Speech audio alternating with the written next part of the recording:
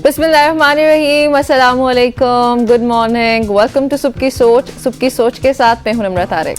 मैं हूं हसैन लियाकत। आप सबको कहते हैं खुश आमदीद, जुमा मुबारक और साथ साथ अच्छा मौसम मुबारक। आज इस्लामाबाद में रात 12-1 बजे से बारिश हो रही है। मौसम बहुत ही ज़्यादा खुशगवार है और जिसकी तवक्को की जा रही थी कि अक्टूबर आ रहा है, लेकिन जो वेदर है, जो गर्मी है, वो ख़त्म नहीं हो रही थी। और सोचे आपकी आवाज़ मेरी IFB में आ रही है तो कितना ही शानदार लग रहा है। क्या बात है जी, IFB फिक्स करें यार। नहीं, मौसम बहुत अच्छा है, मौसम बहुत अच्छा है जी। और आपकी आवाज़ भी निहायत खूबसूरत। हमने कभी शिकायत नहीं की। वो तो ठीक है, लेकिन मतलब इसमें सब्र करना पड़ता है। जी, सब्र तो सब्र ही हो गया। बारिश की बात हो रही है और बात ही हो रही है कि आपकी आवाज बहुत खूबसूरत लग रही थी ना, जब वो 10 गुना ज्यादा आ रही थी तो। एग्जैक्टली, और बारिश ने मसाइल भी बहुत ज्यादा खड़े किए। आज सुबह जब घर से निकला तो बहुत ज्यादा रिपोर्ट्स ऐसी आ रही थी कि पानी बहुत ज्यादा आ चुका है और हमारे यहाँ भी थोड़ा थोड़ा पानी था, लेकिन ज्यादा नहीं था। फिर हमारे जो प्रोड्यूसर जहाँ से आए वहाँ पे भी काफी ज्यादा पानी था। आप अगर नाला लई की बात करेंगे तो वहाँ पे तो पानी वैसे ही आ जाता है, लेकिन मैं आपको बताऊं DHA में, बैरिया में, वहाँ पे भी आप जाएंगे ना तो अच्छा खासा पानी आ जाता है। बहुत सारी जगहों पे पानी रिपोर्ट नहीं होता वहाँ का। बाकी हमें बारिश में एक ही जगह याद आती है। अब मैं ये कहना चाहता हूँ कि आउट ऑफ द बॉक्स सोचना चाहिए। हमें बारिश में सिर्फ नाला लई याद आती है। वहाँ पे जाके हम अपने रिपोर्टर को खड़ा कर देते हैं। आज हम खड़ा करते हैं जरा किसी रिपोर्टर को नाला लई का, बल्कि इनको आगे पीछे भेजना चाहिए। पूरे पाकिस्तान में क्या है, इस्लामाबाद में ऐसे हालात हैं। हाँ वो तो है, लेकिन इस वक्त मेरे ख्याल में नाला लई पे भेजते हैं किसी को और पता करते हैं कि नाला लई की क्या सूरत हाल है, और फिर उसके बाद DHA भी भेज देते हैं किसी को अगर आप कहीं यहाँ बहरिया टाउन और देखते हैं कि वहाँ पर क्या सूरत हाल है। लेकिन मजाक के अलावा मौसम अच्छा बहुत हो गया।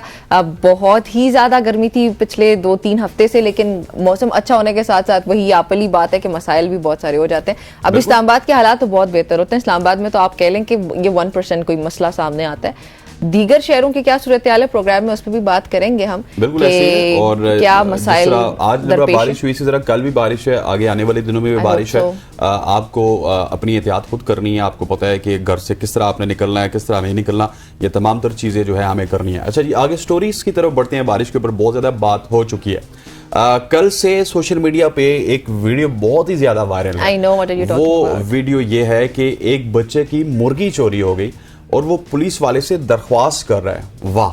लेकिन उस दरख्वास्त ने पूरे सोशल मीडिया में एक शोर मचा दिया, क्योंकि उस वीडियो में सबसे ज्यादा दिलचस्प और फिक्र अंगेज बात ये थी कि बच्चा FIR करवाने के लिए पैसे पूछ रहा है।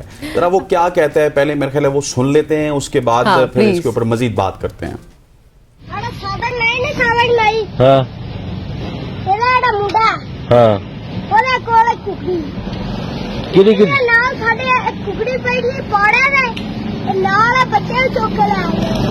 कौन? अच्छा अच्छा अच्छा, फिर हुण की आना की करिए ते तू दरखास्त दे ना, सानू एक पर्चा करा ना। उत्ते पैसे नहीं ना लेंदे, ऊंज ही पर्चा हो जांदा हुंदा।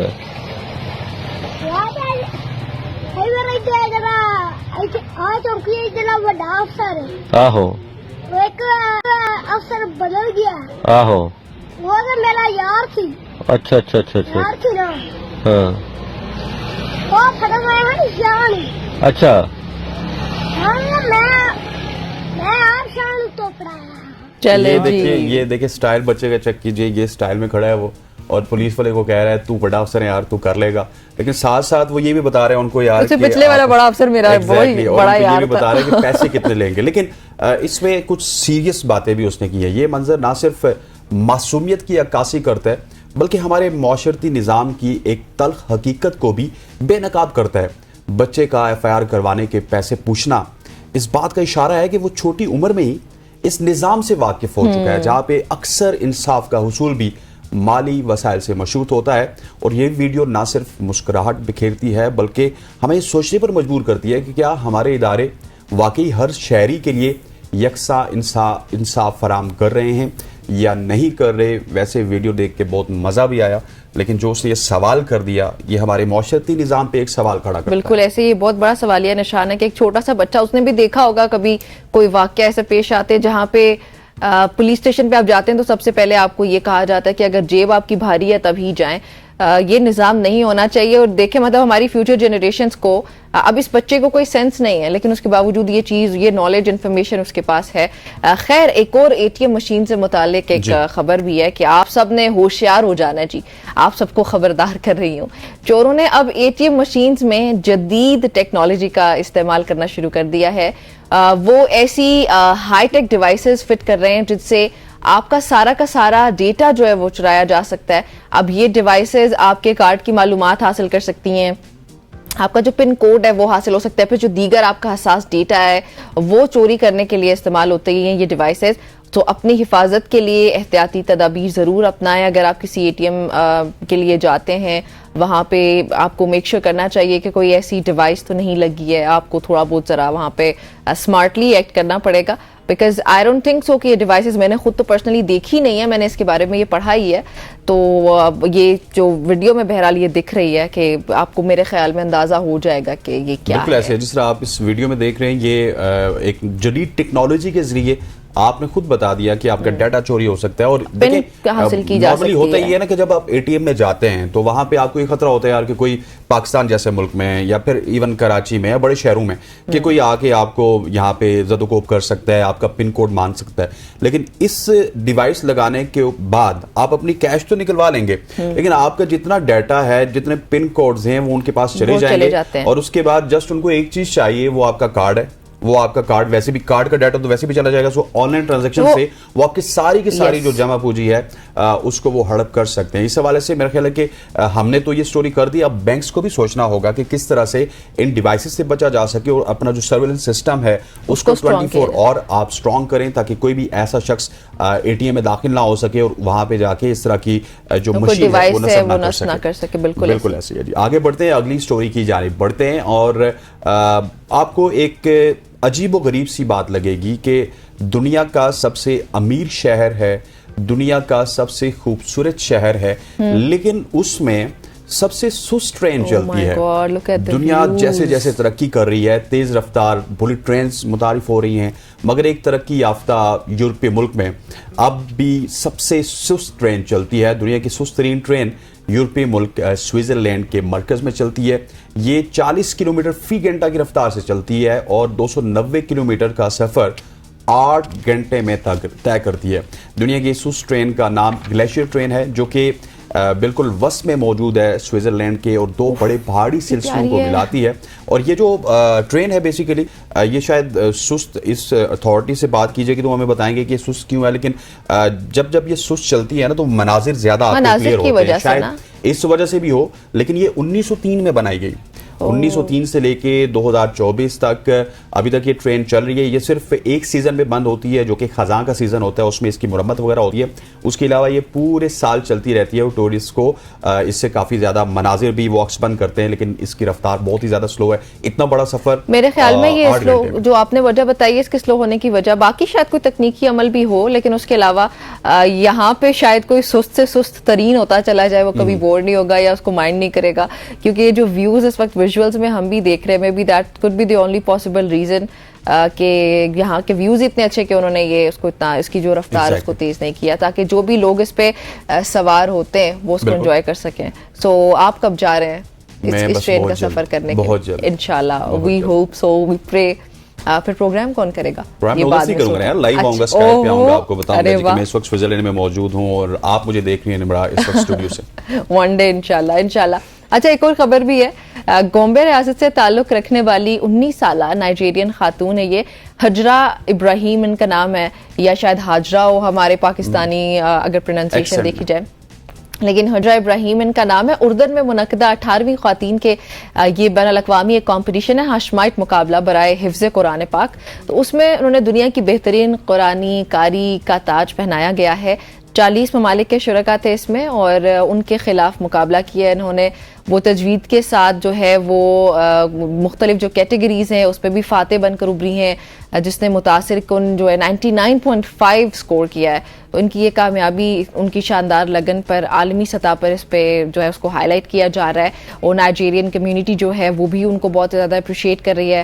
اس کے علاوہ اگر باہر کے نوجوانان ہیں جو ہمارے ایون پاکستانی کمیونٹی بہت ان کو सेलिब्रेट करने में हेल्प कर रही है, हम भी मिलके सेलिब्रेट कर रहे हैं उनकी इतनी बड़ी जीत, और ये लड़कियों के लिए बाय द वे ये उनकी लड़कियों की एक तहरीक के लिए काम भी करती हैं। बिल्कुल ऐसी है। कारिया साहिबा को मुबारकबाद। और नाइजीरिया का आपने जिक्र किया, बहुत सारे ऐसे ममालिक हैं मिडिल ईस्ट के अलावा भी जहाँ पे अरबी ज़ुबान बोली जाती है, और जिन मुल्कों की अपनी ज़ुबान अरबी हो तो उनके लिए बड़ी आसानी होती है, और इन्होंने किरत में दुनिया की अब ये बेहतरीन कारिया हो चुकी हैं। आपको बहुत बहुत मुबारक हो, अल्लाह ताला आपके इस अमल को कबूल फरमाए और आप इसी तरह से मेहनत करती रहें और भी मुकाबले जीतती रहें। आगे बढ़ते हैं, अगली स्टोरी के हवाले से आपको बताते हैं। जर्मनी के हवाले से बहुत ही हौसला अफजा खबरें हमने इससे पहले भी शेयर की, और अब खबर यह है कि एक मुसलमान लड़की जो कि अदालत में केस लेके गई थी कि मैं अपने स्कूल में हिजाब क्यों नहीं पहन सकती, और जिसमें उस केस में उसने काफ़ी ज़्यादा अदालत में रुजू भी किया और उसको बिला आखिर कामयाबी भी मिली और उसने अपना अदालती मुकदमा जीत लिया, जिसके बाद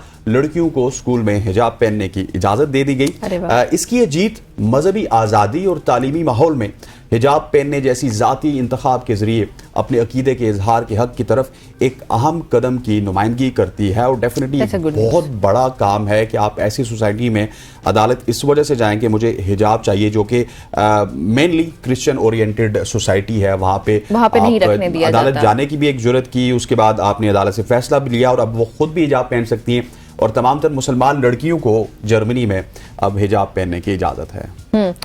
और ये हिजाब वाला जो है ना मामला हसनैन, ये हर मजहब में ही अब जाके कुछ तब्दीलियां आई हैं, लेकिन ये है कि बहुत सारी, जैसे आपने बताया कि बहुत सारे ममालिक के पूरी दुनिया में ही, अभी मैं क्या ही नाम लेती चलूं, लेकिन सबको पता है कि कौन कौन से ममालिक हैं जो कि बिल्कुल भी अलाउ नहीं करते। तो इस तरह की कम्युनिटीज़ के खिलाफ खड़े होना मेरे ख्याल में ये बहुत बड़ी बात है, बहुत बाहिम्मत होने का सबूत देती है ये। अच्छा, गजा से ताल्लुक़ रखने वाली फ़लस्तीनी सहाफ़ी जो हैं बिसान, आपने ज़रूर इनको सोशल मीडिया पर देखा होगा, इन्होंने हार्ड न्यूज़ फीचर स्टोरी का अवार्ड जीत लिया है। अब ये अवार्ड जो है वो गजा में अब तक सूरत हाल से मुतालिक शाया होने वाली जो भी न्यूज़ हैं AJ+ स्टोरी से मुतालिक था।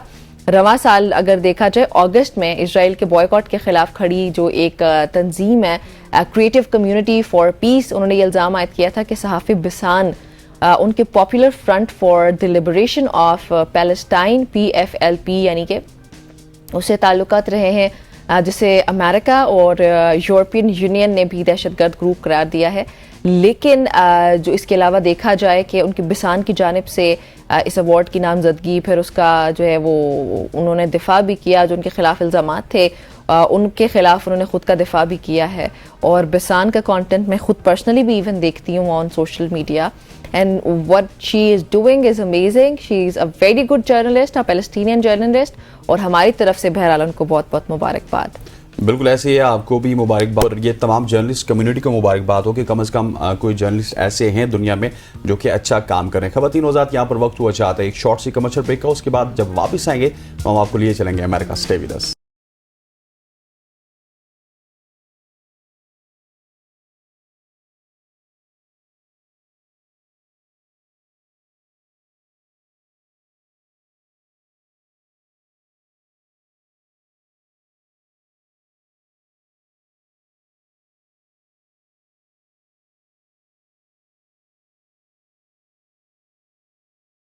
वेलकम बैक एवरीबॉडी, एक बार फिर से आपको खुशामदीद कहते हैं और आपको साथ ही लिए चले गए अमेरिका, जहां पे वज़ीर आज़म शहबाज शरीफ यूनाइटेड नेशंस की जनरल असम्बली से आज खिताब भी करेंगे। अहम खिताब होगा ये। अहम खिताब से पहले वज़ीर आज़म की न्यूयॉर्क में आलमी रहनुमाओं से मुलाकातें हो भी रही हैं, उसका सिलसिला ऑलरेडी जारी है, और बरतानवी हम मनसब से भी उनकी मुलाकात होनी है, पाक बरतानिया ताल्लुकात को मज़ीद फ़रोग़ देने। उसके अलावा अगर ट्रेड की बात की जाए, इन्वेस्टमेंट की बात की जाए, उसके फ़रोग़ पर भी इत्तफ़ाक़ किया गया है, अगर जो मुलाकात हो चुकी है बाय द वे ये वाली। और वज़ीर आज़म ने बरतानवी हम मनसब को क्लाइमेट चेंज के हवाले से बहरहाल उसके बड़े जो नेगेटिव असरात हो रहे हैं थ्रू आउट द वर्ल्ड, और ख़ास तौर पे पाकिस्तान को सफ़र करना पड़ता है ज़्यादातर क्लाइमेट चेंज की वजह से, तो उन मसाइल से भी आगाह किया गया है बरतानवी हम मनसब से वज़ीर आज़म की जानिब से। बिल्कुल ऐसे ही है, और इसी हवाले से आपको न्यूयॉर्क ले चलेंगे जहाँ पे हमारे नुमाइंदे मौजूद हैं रिजवान अब्बासी। रिजवान बताइएगा, आज प्राइम मिनिस्टर ने नेशनल असम्बली से खिताब करना है, जो एक इंटरनेशनल कम्युनिटी है अक़वाम मुत्तहिदा से, जनरल असम्बली से, उस खिताब के ऊपर जो वहाँ की कम्युनिटी है वो क्या सोच रही है, उसकी क्या एक्सपेक्टेशंस हैं कि वज़ीर आज़म किस तरह का खिताब करें और क्या कुछ खिताब करने जा रहे हैं वो? سب سے پہلے تو حسنین آپ کو اور نمرا کو نیو یارک سے میرا سلام قبول ہو. وعلیکم السلام رضوان. اچھا وزیر اعظم میاں شہباز شریف چونکہ گزشتہ 4 روز سے نیو یارک میں ہیں اور جنرل اسمبلی کا جو سیشن ہے اس میں مختلف جو پروگرامات ہوتے ہیں, مختلف ایجنڈاز پہ بات ہوتی ہے. وزیر اعظم میاں شہباز شریف آج پاکستانی معیاری وقت کے مطابق تقریباً 6:30 سے 7 کے درمیان خطاب کریں گے جنرل اسمبلی سے.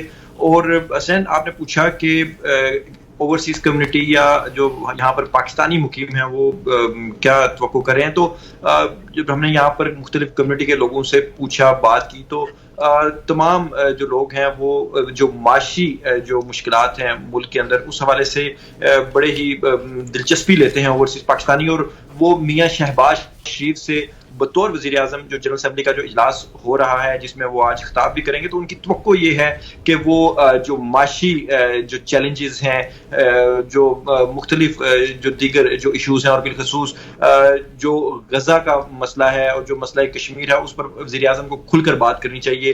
تو آج کا جو سیشن ہونے جا رہا ہے جنرل اسمبلی کا, یہ سربراہان مملکت جتنے بھی اس جنرل اسمبلی میں شریک ہوتے ہیں ان کو ایک سیکوینس وائز ان کو وقت دیا جاتا ہے, اور آج میاں شہباز شریف خطاب کریں گے جنرل اسمبلی سے. اور یہ جو ان کا ایجنڈا ہے اس کے مطابق وزیر اعظم میاں شہباز شریف کلائمیٹ چینج پر بات کریں گے, اسلامو فوبیا پر بات کریں گے.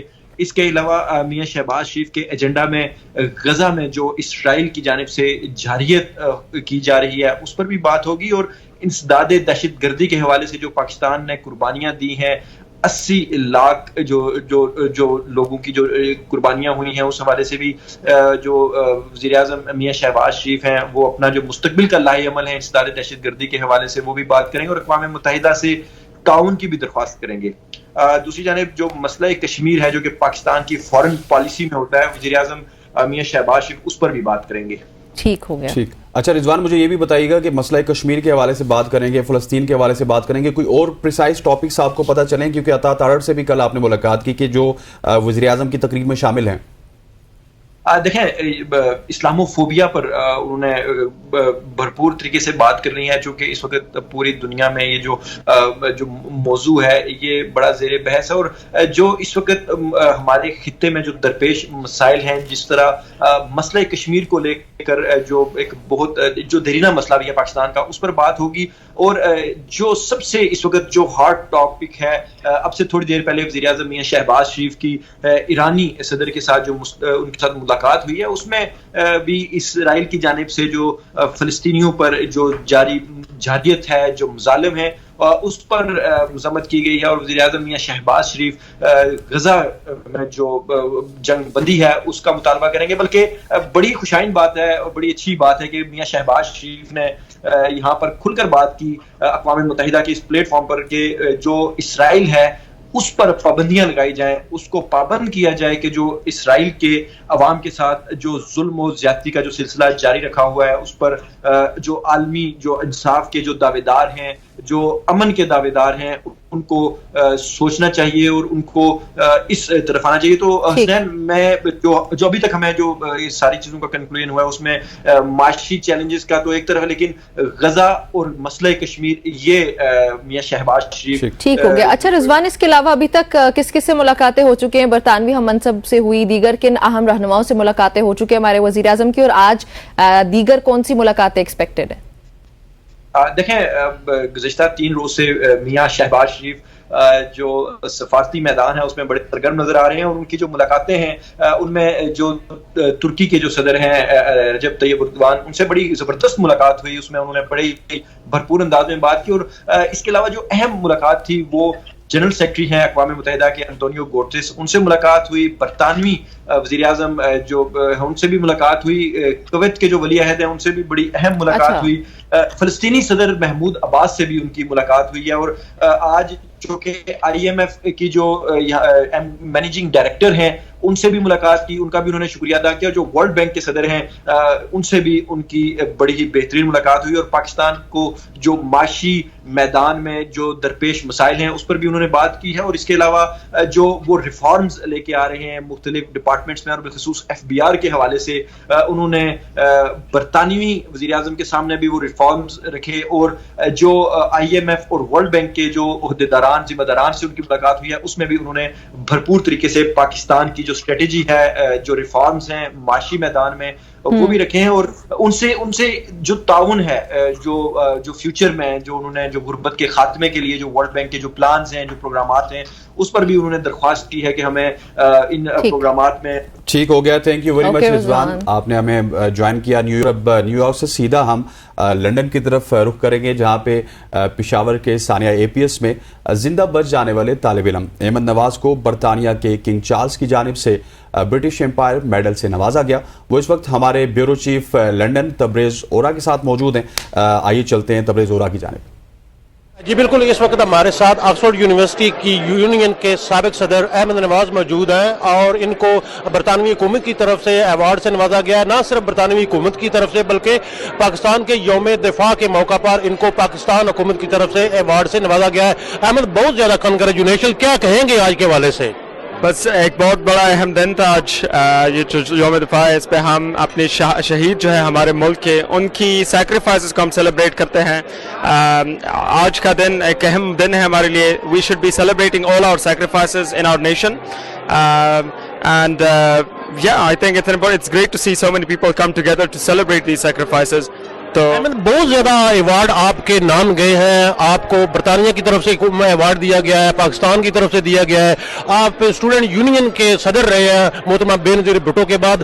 کیا پیشن تھا جس کی وجہ سے آپ نے سب کچھ سکسیڈ کیا ہے؟ بس جذبہ تو صرف یہی تھا کہ پاکستان کا نام دنیا بھر میں ہم روشن کر سکے, پاکستان کا نام گلوبل پلیٹ فارمز پر لا سکے, اور کوشش کرے کہ پاکستان کی ایک پازیٹیو ریپرزنٹیشن دنیا بھر میں کریں. تو یہی ایک پیشن تھا, and I been working on that and to empower youth worldwide. تو نوجوانوں کے لیے اپرچونیٹیز پر کام کرنا, ایجوکیشن پر کام کرنا, تو ان چیزوں کا جذبہ it has carried me to this point. چونکہ آپ آکسفورڈ یونیورسٹی کے یونین کے صدر بھی رہے ہیں, اسی حوالے سے آپ سے یہ بھی سوال کر لیتے ہیں کہ چانسلر کے جو الیکشن ہونے جا رہے ہیں اس کے بارے میں آپ کیا کہیں گے؟ اس کے بارے میں کچھ بھی نہیں کہہ سکتا. میں نے alumni and there will be an election for the chancellors. I am staying mostly away from any political stuff in this. I am just merely a campaigner, a student. میں نوجوانوں کی ایک آواز ہوں. I will be working for the betterment of the situation for young people in Pakistan and beyond. لیکن any political activities I'm not very involved with, and I hope that whoever it is would be an exciting opportunity for them to start taking over as Oxford Chancellor. جب آپ نے نوجوانوں کی بات کی ہے تو آپ سروائیور ہیں APS اسکول کے, اور آپ نے بہت ہی مشکل اور ہارڈ ٹائم دیکھا ہے. لازمی بات ہے آپ کی فیملیز نے بھی بہت ہارڈ ٹائم دیکھا ہے. تو آپ کے اپنے ایکسپیرینس سے کیا میسج ہے پاکستانی نوجوانوں کے لیے؟ پاکستانی نوجوانوں کے لیے میرا میسج یہی ہے کہ ہم پر جو ہے تو ایک بہت بڑی رسپانسبلٹی ہے. پاکستان میں جو ہے چینج ہم نے لانا ہے, تو اٹ آل ڈپینڈز آن جو ہمارے نوجوان ہیں ان پہ ہی ڈپینڈ کرتا ہے. تو for us it is important and it's imperative that we start taking charge, we start taking responsibility and start doing things in our society, look beyond us. ہم نے اپنی سوسائٹی کے لیے کام کرنا ہے, نہ صرف selfishly اپنے آپ کے لیے. تو that is a big message for them to start working for your society, your community around you, the people that are around you, and I think that is the most important message that I'll give to young people tonight. جی, احمد نواز کا یہ کہنا ہے کہ جب آپ society اور community کے لیے کام کریں گے تو اعزاز جو ہے وہ آپ کے قدموں کا بالکل آ کے نمونہ پیش کریں گے, اور وہ آپ کے قدموں میں خود آئیں گے. جی چلیں جی, تبریز آپ کا بہت شکریہ ہمیں لندن سے اس معاملے پہ اپڈیٹ کرنے کے لیے. ناظرین, ابھی آپ کو لیے چلتے ہیں میرپور خاص سندھ, جہاں سے ہمارے رپورٹر محمد یوسف ملک ہمارے ساتھ موجود ہوں گے. خبر یہ کہ سندھ میں عمر کوٹ میں ڈاکٹر شاہنواز کمہار کی جو جعلی پولیس مقابلے میں ہلاکت کا یہ معاملہ تھا. پاکستان کے صوبہ سندھ کے وزیر داخلہ ضیاء النجار نے کہا ہے کہ عمر کوٹ میں توہین مذہب کے الزام کا سامنا کرنے والے مقامی جو ڈاکٹر ہے شاہنواز کمہار, ان کو جعلی پولیس مقابلے میں ہلاک کیا گیا تھا. جبکہ اس معاملے پر سندھ پولیس کے سینئر افسران کی جانب سے جو تحقیقات کی گئی ہیں, اس معاملے کو جو انویسٹیگیٹ کیا گیا ہے اس میں ڈاکٹر شاہنواز کی جعلی مقابلے میں ہلاکت کی تصدیق کی گئی ہے, اور یہ بھی کہا گیا کہ پولیس کی موجودگی میں ہی ان کی لاش کو جلایا گیا.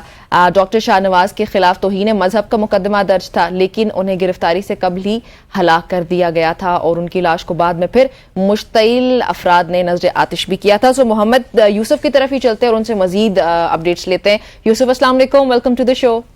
جی وعلیکم السلام. اچھا بتائیے گا, یہ جو جعلی پولیس مقابلہ ہے اس میں ملوث جو پولیس اہلکار ہیں ان کے خلاف کیا کارروائی ہوئی, مزید کیا تحقیقات ہیں؟ इसके अंदर कार्रवाई अभी तक तो कुछ नहीं हुई है, खाली मुअत्तल किया है। कल जो है सूबाई वजीर दाखिला जिया लंजार की जो है प्रेस कॉन्फ्रेंस भी उन्होंने की है, उस पर उन्होंने लवाहिकीन से भी कहा है और कि इसको जो है देखा जाए ताकि इसकी FIR कटवाई जाए। अब लवाहिकीन का भी यही कहना है, जब हमारे जराये से राब्ता हुआ, उनके जराये से राब्ता हुआ तो उनका यही कहना है कि जो जो पुलिस एहलकार इसके अंदर मुलविस है, SSP उमरकोट, SSP मीरपुर खास, DIG मीरपुर खास और CIA का जो अमला इसमें मुलविस है, इनके खिलाफ जो है कार्रवाई जो है फौरी तौर पे की जाए और इनकी FIR भी दर्ज की जाएगी। और हुकूमत सिंध से भी इन्होंने मुतालबा यही किया है कि इनको जो है सख्त से सख्त जो है सजा दी जाए। जी अच्छा, ठीक हो गया। अच्छा मलिक साहब, मुझे ये बताइएगा कि हमने हुकूमत से भी रब्ता करने की कोशिश की, इदारों से, पुलिस से, किसी ने भी इस मामले पे कोई हमें अपना वर्जन नहीं दिया। तो आपसे उन्होंने कोई बात की है? हुकूमत क्या सोच रही है? ये तमाम तर वाक़या हुआ है, एक खामोशी लग रही है हमें इदारों की जानिब से। इदारों की जानिब से अगर खामोशी होती तो ये इतना इशू नहीं आता। सोशल मीडिया पे इतना इशू आने के बाद जो है इदारों की भी आग खुली है। फिर सिंध हुकूमत अपने वोटर भी देखती है, अपने सपोर्टर भी देखती है, क्योंकि ये उमरकोट का जो इलाका है वो है पीपुल्स पार्टी का, वो गढ़ भी कहलाता है पीपुल्स पार्टी का। तो पीपुल्स पार्टी के हुकूमत के ऊपर लोगों का प्रेशर भी था, लोगों का दबाव भी था। फिर इस हवाले से जो है ये सिंध हुकूमत जागी तो इन्होंने फिर एक इंक्वायरी कमेटी बनाई थी जिसमें 3 SSP थे, बेनजीराबाद के, बदीन के और हैदराबाद के। उनकी रिपोर्ट के मुताबिक भी जो है कल फिर जिया लंजार साहब ने जो है क्या नाम है प्रेस कॉन्फ्रेंस की है और कसूरवार इन पुलिस अफसरान को ही ठहराया है। आया कि अब इनकी गिरफ्तारी मुअत्तल तो इनको कर दिया, आया अब इनकी गिरफ्तारी कब अमल में आती है। जिया लंजार साहब ने यह भी कहा है, लवाहिकीन से भी कहा है कि आप FIR इनके खिलाफ कटवाएं और जो शख्स इसके अंदर कुछ शरपसंद जो है उल्मा भी शामिल है उनके खिलाफ भी आप जो है FIR कटवाएं ताकि हम कानूनी कार्रवाई पूरी करेंगे। अगर सिंध हुकूमत नहीं जागती तो ये वाकया जो है अपनी मौत आप मर जाता। और ये इसी तरह फिर जो है पुलिस जो है इनकाउंटर करती रहती, जाली मुकाबले दिखाती रहती, उसमें जो है फिर लोगों का नुकसान भी होता है और फिर ये मजहब के हवाले से भी जो है बड़ा नुकसान होता है। लेकिन मलिक साहब ये बताइएगा कि ये जो खबर सामने ये आई है तहकीकात के बाद कि उनकी लाश को मुश्तल अफराद ने पुलिस की मौजूदगी में नजर आतिश किया है, इसकी क्या वजह सामने आई है? मतलब पुलिस की मौजूदगी में क्यों किसी की लाश को नजर आतिश किया जाएगा? इसकी वजह यह है कि असल जो हमारे जराए बता रहे थे उनका यही कहना था कि डॉक्टर शाहनवाज जो है वो कराची चले गए थे। इस वाक़े के बाद उनके खिलाफ FIR जो कटी थी वो डर की वजह से कराची चले गए थे। वहां से फिर इन्होंने एक अपना वीडियो पैगाम भी जारी किया था। उसके बाद जो उमरकोट पुलिस ने जाके जो है कराची से इनको गिरफ्तार किया, फिर इनको लेकर आए। बाखबर जराए के मुताबिक ये भी आ रहा है सुनने में कि इनके ऊपर काफी देर तक तशद्दुद किया है। उसके बाद फिर मीरपुर खास पुलिस के हवाले किया है और मीरपुर खास पुलिस और उमरकोट पुलिस ने मिलकर जो है मुबैना पुलिस मुकाबले दिखा के इनको कत्ल किया। उसके बाद जो है मुश्तल अफराद को भी पुलिस ही ने जो है इतला दी थी कि भाई इसको हमने जो है कत्ल कर दिया है, इसको हमने मार दिया है।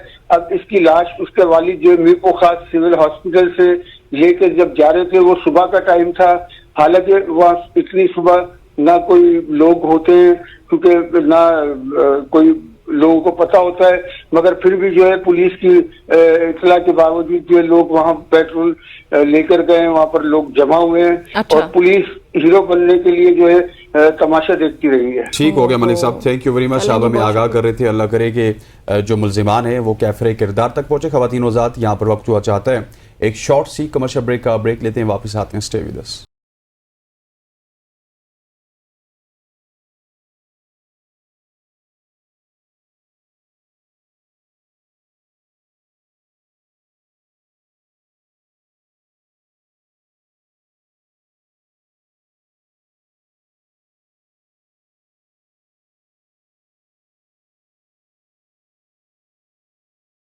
वेलकम बैक टू सुबह की सोच। जमात इस्लामी ने 29 सितंबर को पूरे मुल्क की आम शाहराहों पर دھرنے کا اعلان کیا. حافظ نعیم نے الزام عائد کیا کہ حکومت نے راولپنڈی معاہدے پر عمل درآمد نہیں کیا. حکمرانوں نے میڈیا کے سامنے قوم کے سامنے غلط بیانی کی اور گزشتہ 45 روز میں چند کاسمیٹک اقدامات کیے جنہیں ان کی جماعت تسلیم نہیں کرتی. پاکستان تحریک انصاف کے بانی نے 28 ستمبر کو راولپنڈی میں ہونے والا جلسہ منسوخ کر دیا. بانی پی ٹی آئی نے پارٹی قیادت کو جلسے کی اجازت کی درخواست واپس لینے کی ہدایت کی, جبکہ راولپنڈی میں ہفتے کے روز بھرپور احتجاج کا اعلان کیا گیا. دوسری جانب اگر آئینی ترمیم کے حوالے سے بات کی جائے تو مشاورت کے لیے پاکستان تحریک انصاف کے رہنماؤں نے جمعیت علماء اسلام فضل الرحمان کے سربراہ مولانا فضل الرحمان سے ملاقات کی. اسلام آباد میں پی ٹی آئی رہنماؤں سلمان اکرم راجہ اور حامد رضا نے سربراہ مولانا فضل الرحمان سے ملاقات کی. ملاقات میں جے ایف کے سینیٹر کامران مرتضیٰ بھی موجود تھے, جس میں آئینی ترمیم کے حوالے سے مسودے پر تبادلہ خیال کیا گیا. بالکل جی, یہ تمام تر معاملات ہیں. اب ان پہ ڈیٹیل سے بات کرنے کے لیے اے این پی کا موقف لینا بھی بڑا امپورٹنٹ تھا. ہم نے سوچا دیگر رہنما حسنین ہمارے پاس آتے رہتے ہیں, حکومتی ارکان بھی آتے ہیں, اپوزیشن سے بھی بہت لوگ آتے ہیں, لیکن ہم نے سوچا کہ آج اے این پی کہاں پہ سٹینڈ کرتی ہے, اس پہ بھی بات کرتے. اور اس پہ بات کرنے کے لیے ہمیں جوائن کیا جی ان اسٹوڈیو سینیٹر ہدایت اللہ صاحب نے. سینیٹر صاحب السلام علیکم. وعلیکم السلام. سب سے پہلے تو یہ بتائیں کہ جو آئینی ترامیم کا معاملہ ہے سب سے زیادہ امپورٹنٹ ہے آج کل, اب اس پہ اے این پی کا کیا موقف ہے؟ آپ لوگوں کو کیا لگتا ہے کہ آئندہ آنے والے دنوں میں آپ کی جماعت کس طرف جائے گی؟ بسم اللہ الرحمن الرحیم. بہت بہت شکریہ کہ آپ لوگوں نے ہمیں موقع دیا ہے. جہاں تک اے این پی کا تعلق ہے تو اور اس کا جو پہلے دن سے ہم واضح بات کر رہے ہیں اور آتے چلے آ رہے ہیں کہ بھائی اگر یہ مسودہ سامنے آ جائے اور یہ ہم دیکھ لیں اور ہم دیکھ لیتے ہیں کہ اگر اس میں ملک اور قوم کے مفاد ہے تو پھر مطلب ہے تو ہم تو اس کے ساتھ دیں گے, ورنہ ہم اس کی مخالفت کریں گے. یہ اصل میں ایک غلط فہمی سا وہ آپ سمجھے یا کوئی اس طرح جو جیسے کہ آپ لوگوں نے فرمایا کہ ایم الولی خان صاحب نے ایک بیان دیا اس دن کہ ہم یہی بات جو میں نے کہ وہی دہرائی کہ اگر یہ ہمارے سامنے آ جائے اور ہم دیکھ لیں کہ اس میں ملک اور قوم کی فلاح ہے, بہبود ہے, اس کے لیے مفاد میں ہے تو ہم اس کا ساتھ دیں گے.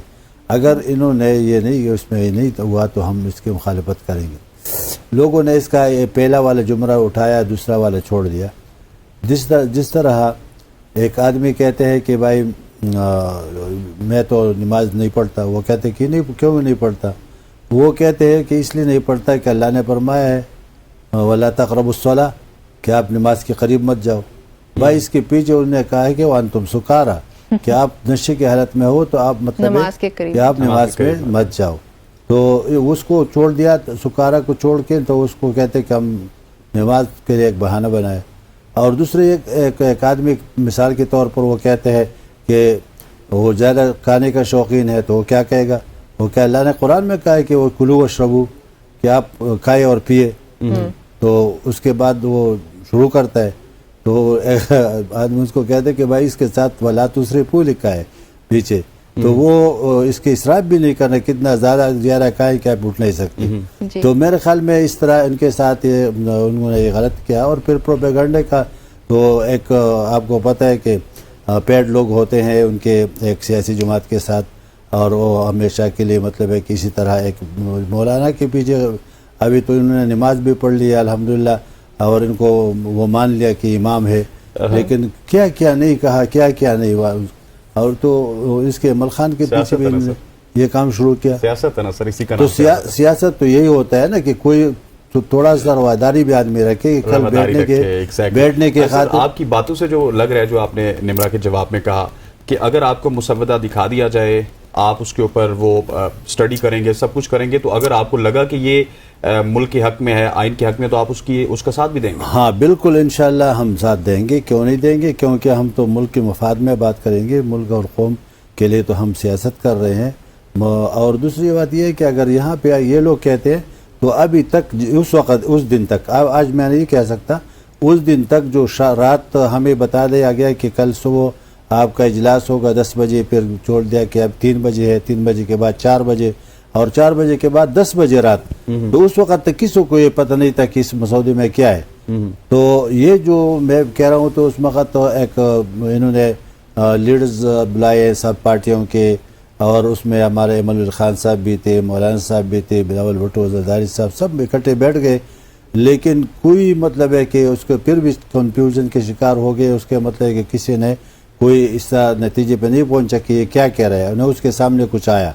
تو اس رات تک انہوں نے کچھ کسی کو, یہاں تک قلعہ منسٹر بھی اس کو پتہ نہیں تھا کہ اس میں کیا ہے. تو اتنا خفیہ رکھنا, تو یہ تو آئینی ترمیم ہے, یہ تو ایسی مذاق تو نہیں ہے. آئینی ترمیم تڑ میجارٹی اس کو چاہیے, وہ میجارٹی اگر نہ ہو تو پھر تو آئینی ترمیم ہو نہیں سکتی. تو کم از کم اس کے اوپر اگر ٹھیک ہے لانا چاہتے ہیں تو آپ کے اپوزیشن کو بھی اعتماد میں لے لی, سب پارٹیوں کو کہا کہ ہم یہ چیز لانا چاہتے ہیں, اس کے اوپر پھر بات چیت ہونا چاہیے. جس طرح 18ویں ترمیم میں لوگوں نے تقریباً 9-10 مہینے گزارے اور ہر ایک بات کے ایشو کے اوپر ہر ایک جماعت نے اپنا نقطہ نگاہ پہ بات کیا اور پھر اس کے جہاں مخالفت کی ان کا خدشات کو دور کیا گیا. تو اس لیے میں نے یہ خیال کرتا ہوں کہ ان کو بھی چاہیے تھے کہ ایسا, یہ تو کوئی بچوں کا کھیل نہیں ہے کہ آپ نے رات کو بنا دیا اور صبح پیش کیا اور پھر پاس کر دیا, تو وہ پھر دفاع بھی نہیں ہوتا, ملک کے لیے ملک کے مفاد میں بھی نہیں ہوتا. تو میرے خیال یہ ہے کہ اگر ان کو چاہیے کہ ترمیم ابھی یہ کرنا چاہتے ہیں تو ان کے پاس تو وہ پوری نہیں ہے, نمبر پوری نہیں ہے. یہ تعداد پوری کر پائیں گے, نمبر پورا کر پائیں گے حکومت؟ اس کے پاس نمبر ابھی تک تو پورے نہیں ہے, اور کو پاکستان میں سب کچھ ہو سکتا ہے. تو آپ تو پتہ ہے, جیسے آپ نے الیکشن کی بات کی, میاں صاحب خود بھی باہر جا رہے ہیں. تو میاں صاحب تو اس رات آپ نے دیکھ لیا کہ مولانا صاحب کے گھر مطلب ہے کہ ہر ایک نمبر پہ آتے تھے, وہاں پہ پی ٹی اے والے پتہ نہیں کدھر بیٹھتے تھے, نزدیک والے گھر میں, تو وہ جب نکلتے تو فوراً آ جاتے تھے. تو اور یہ بھی الگ الگ آتے تھے, مطلب بلاول صاحب الگ آئے, زرداری صاحب الگ آئے, شہباز شریف صاحب الگ آئے, اور پھر جب میاں صاحب وہاں پہ آنے کا ارادہ انہوں نے کیا تو پھر اس کو پیغام ملا کہ بھائی آپ نے نہیں آنا ہے, آپ کی ضرورت بھی نہیں ہے, اور آپ ایسا نہ ہو کہ آپ کے آپس میں تھوڑا سا ٹھیک ہو گیا. چل اچھا, ہمارے ساتھ پاکستان تحریک انصاف کے رہنما علی بخاری صاحب بھی موجود ہے. علی صاحب السلام علیکم, ویلکم ٹو دی شو. السلام فرما, بہت شکریہ آپ کا. اچھا علی صاحب, ہمارے ساتھ اس وقت ہدایت اللہ خان صاحب موجود ہیں ANP سے. یہ تو کہہ رہے ہیں کہ اگر ان کو آئینی ترمیم کی سمجھ آتی ہے جو مسودہ حکومت اب پیش کرے گی, تو اگر وہ عوام کے حق میں بہتر ہوا تو یہ پھر حکومت کا ساتھ دینے کے لیے تیار ہے. Do you guys see your self in a weaker position now? نہیں جی, ہم تو پہلے بھی ویکر پوزیشن میں نہیں تھے اور آج بھی نہیں ہے, کیونکہ ہم تو عوام کے ساتھ کھڑے ہیں. لیکن فرما جو کانسٹیٹیوشن ہے, بیسیکلی دستور ہے, وہ عوام الناس کے لیے, پبلک ایٹ لارج کے لیے, چند خاندانوں کے لیے نہیں ہے یا کسی اداروں کے لیے نہیں ہے. تو ہر ایک کے لیے, اس کے اندر ہر ایک انسان کا, ہر ایک پولیٹیکل پارٹی کا, ہر ایک انڈیپینڈنٹ انڈیویجول کا, ہر ایک انسٹیٹیوشن کا, ادارے کا اپنے دائرہ کار مقرر ہے. اچھا, اب آپ جب اس میں امینڈمنٹ کرنے کی بات کرتے ہیں تو بڑی زیادہ بات یہ ہے کہ امینڈمنٹ ہو رہی ہے, کس پہ ہو رہی ہے, کتنے اس کے اوپر نکات ہیں. کہیں 81 ذکر ہوا, کہیں 57, کہیں 48. اجلاس طلب ہو گیا, کروڑوں روپے کے اوپر راتوں رات اجلاس آ گیا کہ اپنے نیشنل اسمبلی کے رولز, سینٹ کے رولز 2007 اور 2012 وائلیٹ ہو گئے. وائلیٹ ہونے کے بعد اجلاس ہو گیا اور نمبر پتہ چلا پورے نہیں ہیں, اور اس کے بعد دوبارہ مولانا صاحب جو وزیر سیاستدان ہیں انہوں نے بھی اس کو بھانپ لیا کہ یار اینٹی عوام الناس, اینٹی پبلک سینٹیمنٹس سے کوئی بھی قانون بنے گا, کوئی بھی قانون سازی ہوگی, کسی بھی جگہ ہوگی, اس کو کبھی پذیرائی حاصل نہیں ہو سکتی. اور یہ تو جب جو فیچرز ہمارے سامنے آئے اس پہ تو 2-3 چیزیں تھیں جو بڑی کلیئر تھی. ایک فنڈامنٹل رائٹس, چاہے وہ آرٹیکل 8, 9 اور آرٹیکل 17 کے حوالے سے ہوں, آرٹیکل 199 کے حوالے سے ہوں. اس کے بعد جو آپ کی سپریم کورٹ ہے اس کو بالکل ماتحت کرنے کے لیے, اس کے اشتہارات ختم کرنے کے لیے ہو رہے تھے. نمبر 3 ECP اور اس طرح کی جو انلیگل ایکٹیویٹیز کے لوگ تھے ان کو بڑھانے کی بات کی جا رہی تھی. اب بات یہ ہے کہ کانسٹیٹیوشن امینڈمنٹس کبھی بھی پرسن اسپیسیفک نہیں ہوتی. ایون کوئی لا بھی جو ہے وہ پرسن اسپیسیفک ہوتا ہے تو اس کا الٹرا وائرس جو ہیں اس کو چیلنج کیا جاتا ہے اور کورٹس اس کو انڈو کرتی ہیں. آپ کی کوئی بھی قانون سازی ہونی ہے, لیجسلیشن ہونی ہے, اس کی انٹرپریٹیشن سپریم کورٹ نے کرنی ہے. تو ہم تو اپنے سٹانس پہ کھڑے ہیں, اور کوئی بھی سیاسی جماعت جو پولیٹیکل پارٹی ہے جو پبلک ماسز میں جن کے ڈیپ روٹس ہوتی ہیں وہ کبھی بھی عوام الناس کے فیصلے کے خلاف نہیں کھڑی ہوتی. نہیں تو ان کا حال یہ نواز شریف اور شہباز شریف کی طرح ہوتا ہے جو 17 سیٹیں لے کے اور فارم 47 کی پیداوار ہو کے असम्बलियों में पहुंचते हैं तो फिर उनको हुक्म की ताबे करना पड़ता है, उनको फिर पॉलिशिंग ही करनी पड़ती है क्योंकि वो तो खुद चोर रास्ते से आए होते हैं। अब बात यह है कि हम तो अपनी जगह खड़े हुए हैं, हमने अपना स्टैंड लिया, मौलाना साहब ने भी बड़ा फेयर स्टैंड लिया अपना, और आपके लॉ मिनिस्टर सिटिंग, आपका जो डिप्टी प्राइम मिनिस्टर है, डिप्टी प्राइम मिनिस्टर आपका जो है, इनको भी नहीं पता था कि मसूदा कहाँ से आया, तो यार कोई सहीफे तो नहीं आते ना, आपने इसको रखना था। 18th अमेंडमेंट की बात करती है गवर्नमेंट, अपोजिशन सारे मिलजुल के, तो हमेशा 18th अमेंडमेंट को जब आप देखेंगे तो अच्छा बुखारी साहब, मुझे थोड़ा सा कंफ्यूजन मेरी दूर कीजिएगा बुखारी साहब, कि आपने भी कहा कि मुसव्वदा, क्योंकि अब कल की रिपोर्ट्स ये आ रही है कि मौलाना और आप मिलके मुसव्वदा ला रहे हैं, सो मुसव्वदा आना बहुत लाजमी है क्या? आईनी तरमीम आना लाजमी है? सिर्फ वो गवर्नमेंट वाली आपको मंजूर नहीं है, आपकी जो आएगी तो वो ठीक होगी? देखें, हमने तो जो बनानी है ना वो चोर रास्ते से तो नहीं बनानी ना भाई, बात यह है कि आप उसको टेबल करेंगे ना। मैं यही बात कर रहा था कि 18th अमेंडमेंट आई तो उस पर एक कमेटी बनी, उस कमेटी में 40+ लोग थे सारी पार्टीज के, और उसमें 350+ घंटे आवर्स डिबेट हुई। जी जी। उसके बाद वहां से आया, ये नहीं होता कि आप इतनी बड़ी अमेंडमेंट कर रहे हैं, कॉन्स्टिट्यूशन कोर्ट्स बना रहे हैं, किसी एक इंसान को जो जिसके हालात आपने देख लिए क्या है उसको आप उठा के किसी और कोर्ट में लेकर आना चाहते हैं और कंटिन्यू करना चाहते हैं क्योंकि आपको फेवर कर रहा है। ऐसे इंसाफ के तकाजे नहीं होते, आपको टेबल करना चाहिए था, उससे ओपन करना चाहिए था। तो अली साहब, अब जो आप लोग टेबल करेंगे फिर वो क्या आईनी तरमीम आप लोग सजेस्ट करेंगे? आप लोगों ने ये भी तो मुशावरत की होगी ना कि आप लोग क्या पॉइंट्स लेकर आएंगे? हम तो वही करेंगे जो अवाम और नास की बेहतरी के लिए होगा, पर्सन स्पेसिफिक नहीं होगा, मार्क माई वर्ड्स, ना पार्टी स्पेसिफिक होगा। वो अमेंडमेंट्स होती हैं वक्त के साथ, जरूरत अगर होती है तो आपको अमेंडमेंट करनी चाहिए, लेकिन ये amendment 8th amendment Zia ul Haq की तरह नहीं होनी चाहिए कि जिसमें हर चीज आ जाए, 258 भी आ जाए और उठा के हर चीज को आप गर्क कर दें। ऐसे नहीं होता, अपने पब्लिक एट लॉर्ज को फॉलो करना होता है। जहां कहीं कोई कमी कोताही होती है, आप समझते हैं कि इसको और बेहतर किया जा सकता है, वो करना होता है, लेकिन उसके लिए आपको टेबल करना है ना, उसके प्रोज एंड कॉन्स होंगे। मैं अपना एक बिल पेश करता हूँ, उसके ANP वाले उसके मुखालफत करेंगे, हक में करेंगे, अपने आर्गूमेंट्स करेंगे, अपनी लॉजिक्स देंगे कि क्या है क्या नहीं, तब उसके अंदर से एक अच्छी चीज निकल के बाहर आती है ना। आपने कॉन्स्टिट्यूशन अमेंडमेंट करनी है, किस तरह करनी है कि रातों रात लेकर आ जाए। लॉ मिनिस्टर कहता है मेरे पास नहीं है, डिप्टी प्राइम मिनिस्टर कहता है मेरे पास नहीं है। भाई किसने लिखी है, कहाँ से है, कौन है ऑथर उसका, किसी को पता नहीं, तो आप तो किस लिए बैठे हुए लेजिस्लेशन असेंबली। ठीक हो गया बुखारी साहब, हम आपकी तरफ वापस आते हैं। सेनेटर साहब, बुखारी साहब की बातों से ये लग रहा है और तहरीक इंसाफ के पॉइंट ऑफ व्यू से भी लग रहा है कि ये भी अपना मुसव्वदा लाएंगे, पाकिस्तान पीपल्स पार्टी भी अपना मुसव्वदा लाएगी, नून लीग भी अपना मुसव्वदा लाएगी, मतलब पीछे वही 2-3-4 जमातें जिस तरह ANP हो गई, MKM हो गई, ये रह जाती हैं। तो आप भी कोई अपना मुसव्वदा लाएंगे या इन्हीं के मुसव्वदों को देख के इनकी तरफ जाएंगे? नहीं, हमारे तो पार्टी ने फैसला किया है कि इनका मसौदा हम देख लेंगे कि इसमें क्या है। जिस तरह सारे एक आदमी कहते हैं कि हम मुल्क के भलाई की बात करेंगे, हम कौम की भलाई की बात करेंगे, हम अवामुन्नास को देखेंगे कि इसमें फ़ायदा क्या है, ये हर एक कहता है। लेकिन और हमारा भी यही ख्याल है कि ऐसा हम कोई वो नहीं लाएंगे तरमीम। उसमें अभी एक बात हमने सोचा है कि 18वें तरमीम में चूँकि उस वक़्त खैबर पख्तूनख्वा के नाम पे बहुत ज़्यादा वो डेडलॉक रहा था, पहले उन्होंने नवाज शरीफ साहब ने कहा कि इसका नाम अब्बासियन पख्तूनख्वा रखे, वो हमने नहीं माना, फिर चलता गया, फिर उसके कुछ 1 महीना उसके ऊपर, फिर उसके बाद कहा कि नहीं आप ऐसा करें कि हज़ारा पख्तूनख्वा रखो, हमने कहा कि नहीं हम तो रखेंगे सिर्फ पख्तूनख्वा, फिर खैबर पख्तूनख्वा इन्होंने रखा। तो खैबर पख्तूनख्वा का भी नुकसान हो गया, हमने तो मान लिया उस वक़्त, लेकिन ये नुकसान हो गया कि लोगों ने KPK शुरू कर दिया। खैबर पख्तूनख्वा को छोड़ के जो असल नाम है आईन में जो हमें दिया गया है उसको उन्होंने KPK शुरू किया। तो वो KPK को होता सर, PK हो जाता तो हाँ नहीं, पख्तूनख्वा नहीं हो सर, वो तो एक ही लफ्ज़ हो गया ना, ये एक ही लफ्ज़ भी बन जाता। जिस तरह पंजाब है, जिस तरह बलूचिस्तान है, जिस तरह सिंध है, तो पख्तूनख्वा को आप PK नहीं कह सकते। आप अगर फिर कहेंगे तो फिर तो ज़्यादती होगी, फिर मतलब है कि ये तो आपका फिर इसको आप बहुत और हसद समझे, और फिर मतलब है कि क्योंकि इसके में अभी ये है कि थोड़ा नाम लंबा है। तो मैं हम यही कहते हैं कि अगर इस तरह हम इस दफ़ा अगर आईनी तरमीम होता है तो इंशाअल्लाह हमारी पार्टी के जो और के अलावा जो हम रखते हैं उसमें इसको हम चेंज करेंगे, खैबर हटा के पख्तूनख्वा करेंगे। हालांकि खैबर ये नहीं है, खैबर हमारा इसका पगड़ी है और पख्तूनख्वा इसका दड़ा है, लेकिन हम ये समझते हैं कि इससे तो उनके नाम में वो नहीं आता।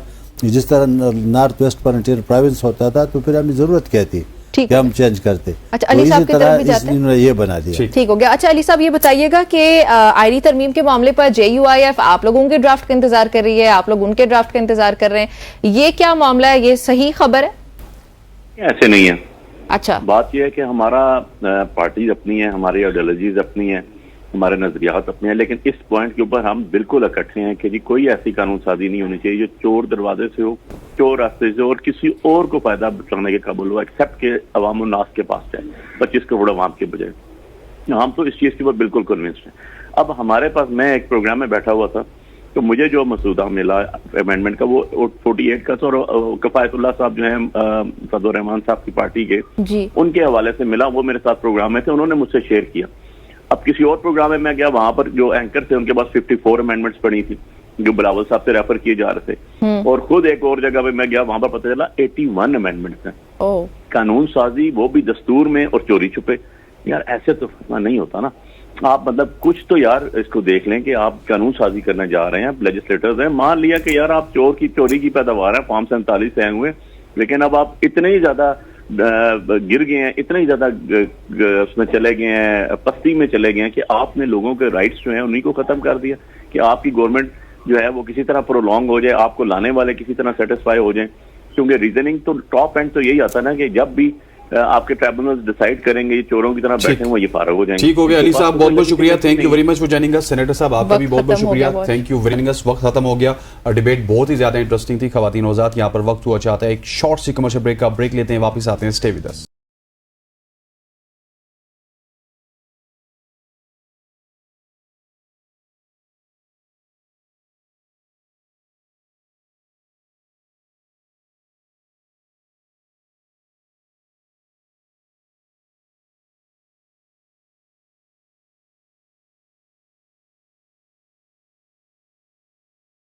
वेलकम बैक टू सुबह की सोच। आज हम एक ऐसी स्टोरी के हवाले से निमरा आपको बताने लगे। आपको याद होगा कि 50 मल्टीनेशनल कंपनीज ने वो जो जहाज थे सऊदी एयरलाइन के, उनको एक जगह से दूसरी जगह मूव करने में उनको बड़ी परेशानी हुई। और आज हमारे साथ, जी हाँ बिल्कुल ऐसे ही है, और आज हमारे साथ एक ऐसे शख्सियत मौजूद है जिनका ताल्लुक पाकिस्तान से है।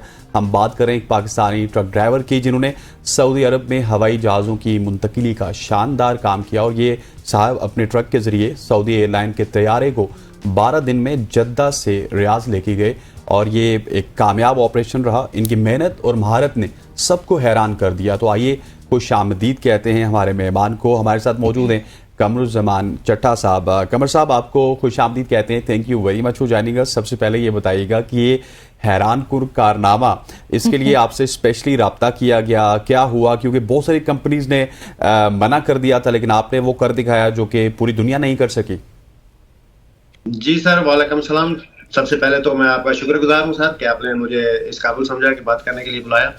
जी सर, ये ऐसा ही है कि ये बहुत सी कंपनियों ने इसको मना कर दिया था, क्योंकि जद्दा से रियाद आना कोई आसान काम नहीं था, बहुत ज्यादा मुश्किल रास्ते हैं, और जद्दा से एयरपोर्ट से इसको बाहर निकालना सबसे बड़ा चैलेंज था।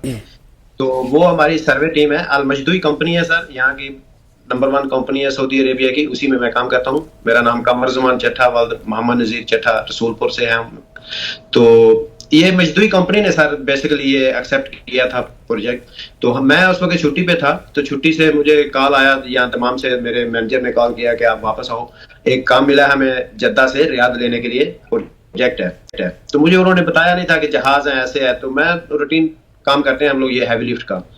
तो जब यहाँ आया तो देखा बड़े बड़े जहाज थे, तो उन्होंने बोला ये बस करना है हमने। मैं बोला ठीक है सर, करेंगे इंशाल्लाह। तो वो अल्लाह के फजल से हमने करके दिखाया।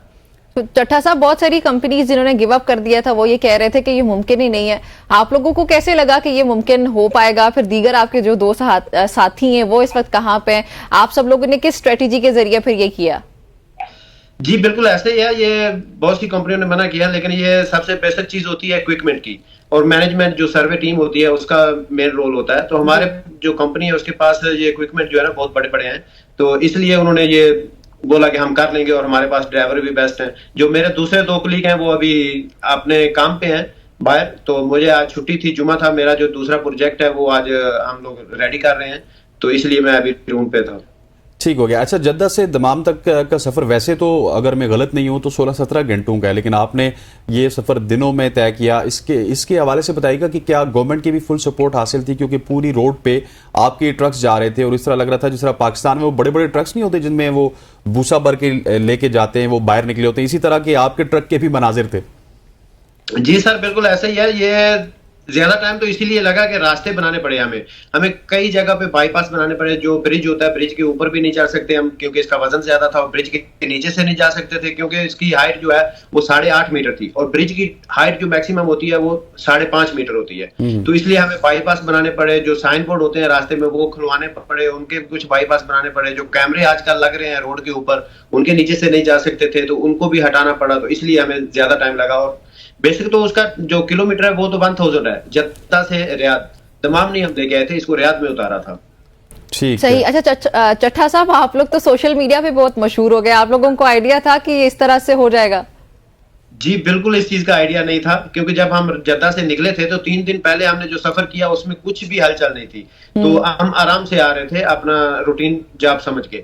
جب سعودی گورنمنٹ نے اس کے لیے کچھ پروموشن کرنے کے لیے جو بن رہا تھا یہ جہاز کا پروجیکٹ, انہوں نے کچھ گاڑیاں انعام میں رکھ دی تھی کہ جو سب سے بیسٹ ویڈیو پکچر بنا کے سوشل میڈیا پہ چڑھائے گا اس کو گاڑی انعام میں ملے گی. تو تب یہ سب کام ہوا. اچھا زبردست. اور اس میں آپ کو بھی کوئی انعام ملا, آپ کے ساتھیوں کو بھی انعام ملا, یا آپ کو وہی ملے گا جو کمپنی دے گی؟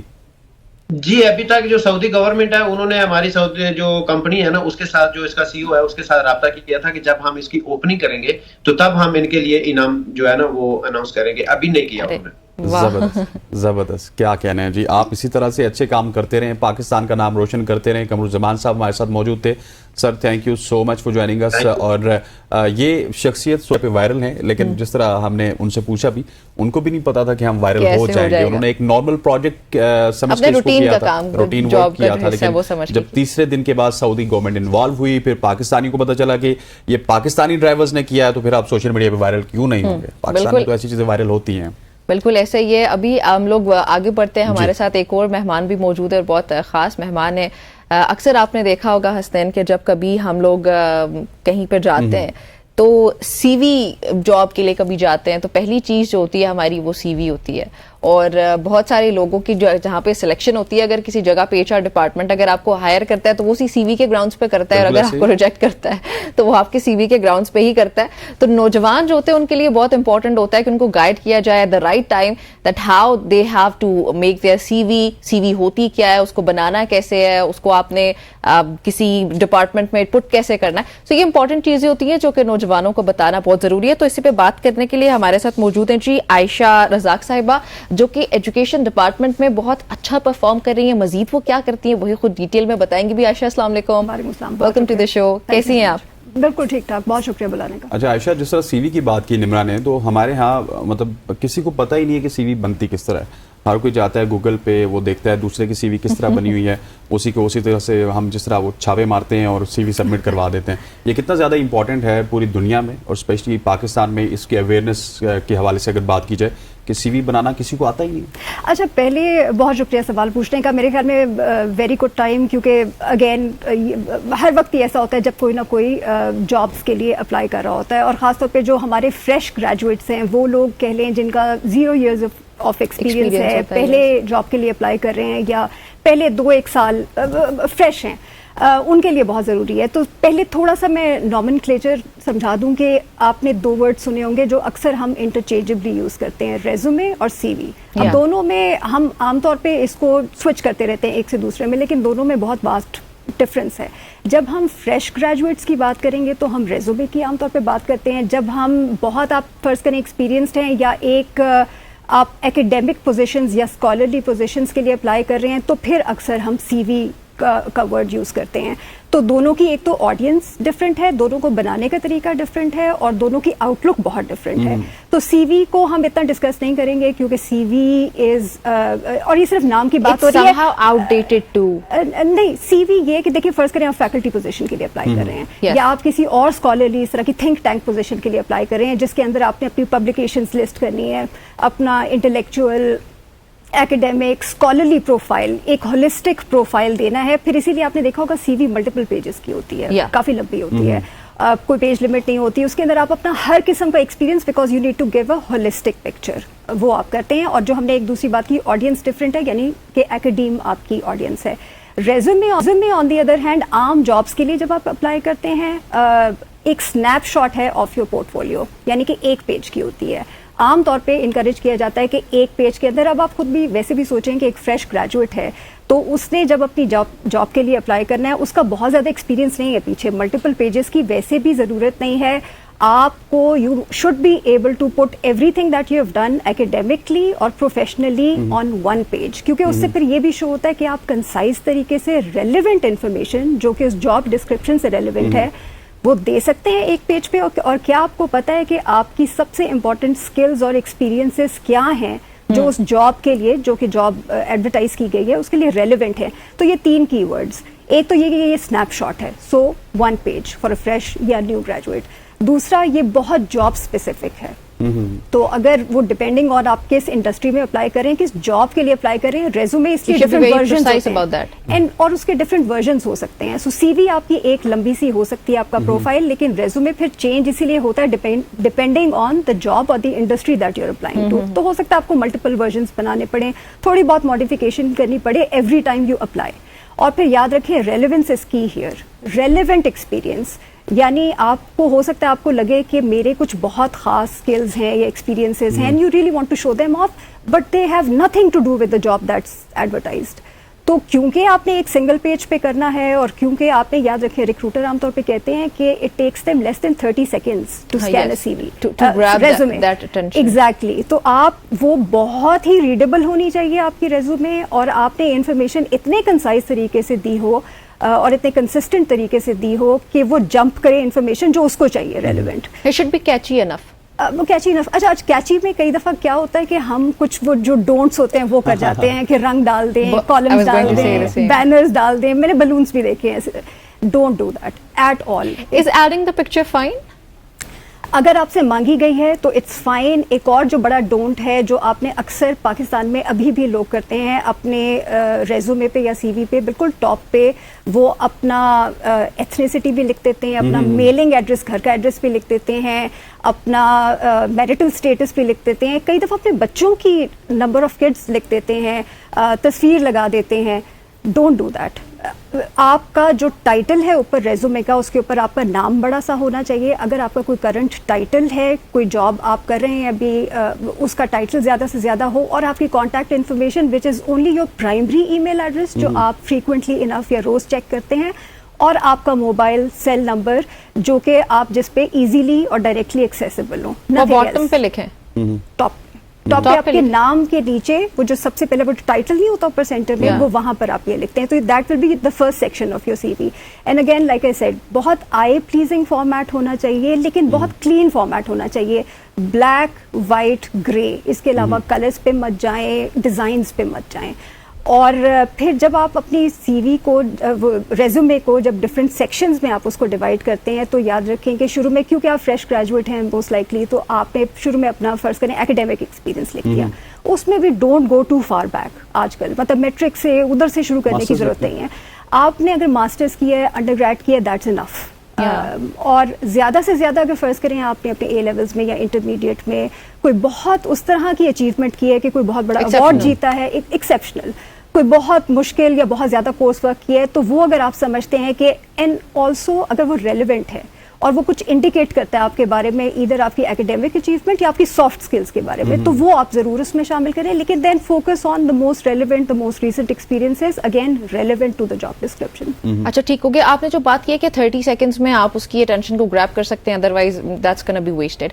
तो मुझे ये लग रहा है कि सीवीज का तो दौर ही नहीं रहा, इन द सेंस कि इतने लंबे पेजेस कोई भी नहीं पढ़ता आजकल. So you are just talking about fresh graduates. What if somebody is already doing some work, they are having some experiences, उसके बावजूद they want to have a resume, is that fine for them to have the resume? बिल्कुल. और ज्यादातर and skip the CV, वो लंबे लंबे paragraph. बिल्कुल. देखिए, CV मैंने जैसे कहा, उसकी ऑडियंस बिल्कुल डिफरेंट है. जब और CV को आमतौर पे पढ़ने वाले वो लोग होते हैं जो उस काम के साथ बहुत फेमिलियर होते हैं. सो आप फैकल्टी जॉब के लिए अगर अप्लाई करें, यूनिवर्सिटी में कोई आपका वो स्कैन कर रहा है, they know what they are looking for. Resume on the other hand जो HR डायरेक्टर्स हैं, रिक्रूटर्स हैं एटसेट्रा, बड़ा वास्ट डिफरेंट बैकग्राउंड्स होते हैं जो आपकी CV स्कैन करते हैं. They are only concerned about कि जो जॉब डिस्क्रिप्शन है स्पेसिफिक आपने उससे रिलेटेड क्या अपना रेलेवेंट एक्सपीरियंस. तो एक्सपीरियंसेस वाला बंदा भी रेज्यूमे बना सकता है ना? बिल्कुल बना सकता है, बल्कि बनाना चाहिए. Because if you not applying for an academic job तो मोस्ट लाइकली आप किसी इंडस्ट्री में किसी जॉब के लिए अप्लाई कर रहे हैं, तो उसमें उस केस में 1 पेज, अगर बहुत एक्सपीरियंस है मैक्सिमम 2 पेजेस, ठीक है.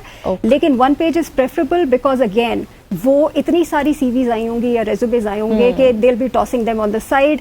मैंने तो लेस देन 30 सेकंड्स का है ना, कुछ जो बाहर की फर्म्स हैं वो कहती हैं we take less than 7 seconds. हमें 6 सेकंड में रिक्रूटर को ये पता चल जाता है मैंने इसको देखना है या नहीं देखना है, क्योंकि वो फौरन उन चीजों पे, उनको तो आदत होती है ना, प्रैक्टिस होती है, उन चीजों पे नजर जाती है जो डूज एंड डोंट्स. प्रिसाइसली मुझे एक बात बताइएगा, ऊपर आ गया आपका नाम, जिस तरह आपने बोला बोल्ड, उसके नीचे आपकी मेल आ गई या फिर आपका डेजिग्नेशन आ गया, कि जिस तरह हमारा है तो मॉर्निंग शो होस्ट आ गया, आपके है तो एजुकेशनिस्ट आ गया, फिर फोन नंबर आ गया.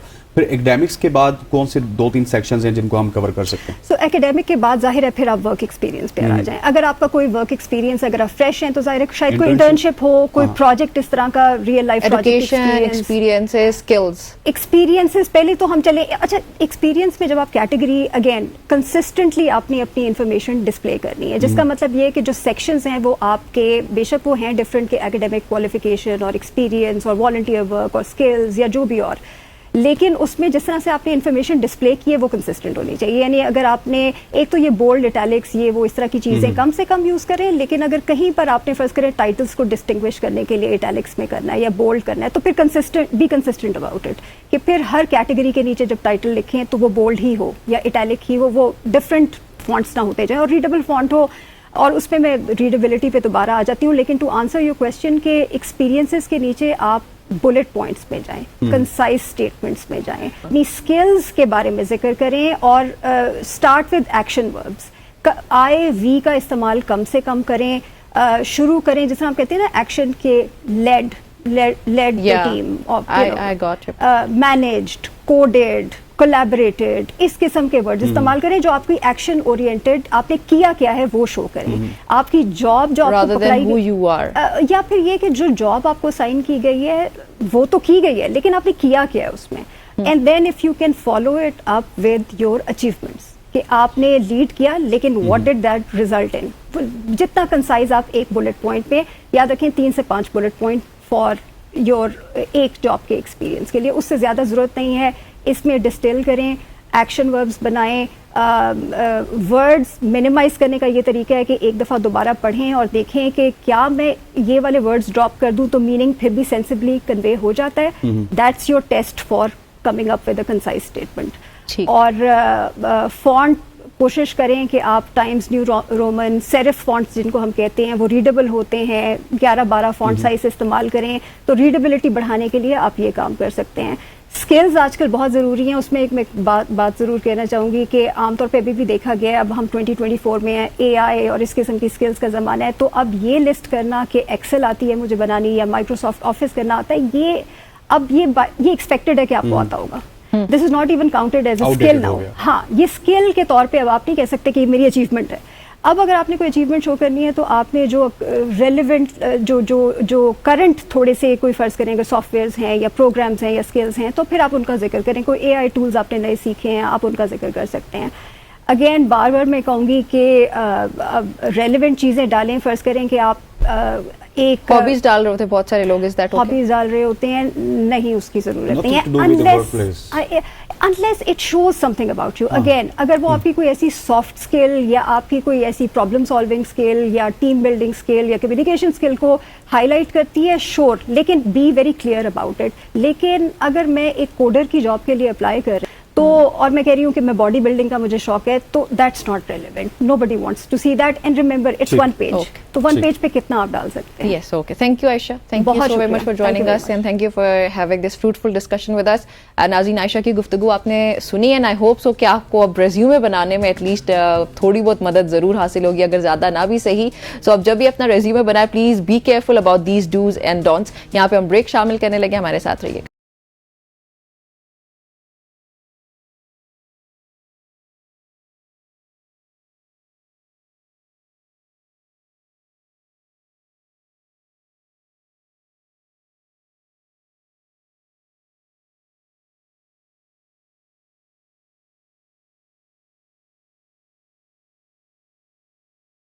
Welcome back everybody. दुनिया भर में आलमी कंट्रसेप्शन दिन हर साल 26 सितंबर को मनाया जाता है ताकि सेहतमंद कंट्रसेप्शन हो, पैदाइश के वक्फे हों, माने हमल हो, इसके जो तरीके हैं उनके बारे में बाखबर फैसले करने और फिर माँ और बच्चे की सेहत को बेहतर बनाया जाए। हमारे यहाँ ये तमाम तर चीज़ें जो इनको बड़ा एक टैबू समझा जाता है, इन पर बात नहीं की जाती है, अवेयरनेस नहीं फैलाई जाती है। अगर किसी इंसान के पास खुद को इन्फॉर्मेशन है तो वो किसी दूसरे इंसान से शेयर नहीं कर पाता है, इसलिए कि शायद कोई उसको जज कर लेगा या इस मामले पे बात करने को हम ज़रा मुनासिब नहीं समझते।